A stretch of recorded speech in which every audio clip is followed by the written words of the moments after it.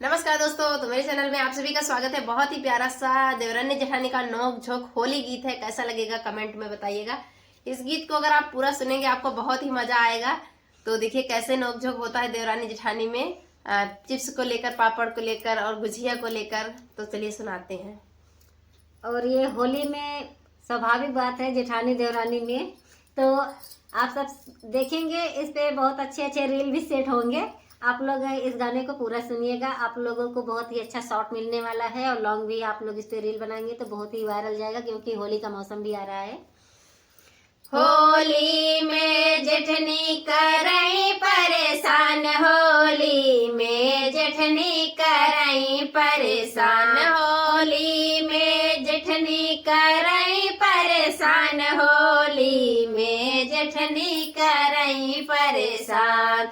जाहो देवरान तनी चिप्स बनावा, जाहो देवरान तनी पापड़ बनावा, जाहो देवरान तनी चिप्स बनावा, जाहो देवरान तनी पापड़ बनावा। पापड़ के थाली सजावा देवरान तनी पापड़ के थाली सजावा।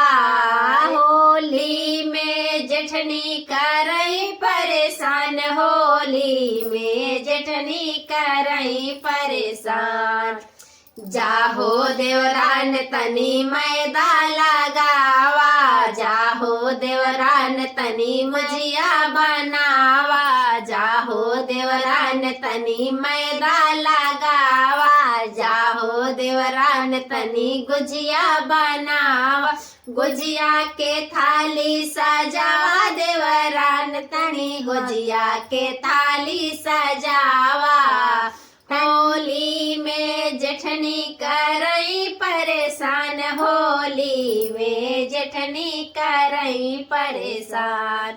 जाहो देवरान तनी रंगना लियावा, जाहो देवरान तनी अबीर लियावा, जाहो देवरान तनी रंगना लियावा, जाहो देवरान तनी अबीर लियावा। अबीर से थाली सजावा देवरान, अबीर से थाली सजावा।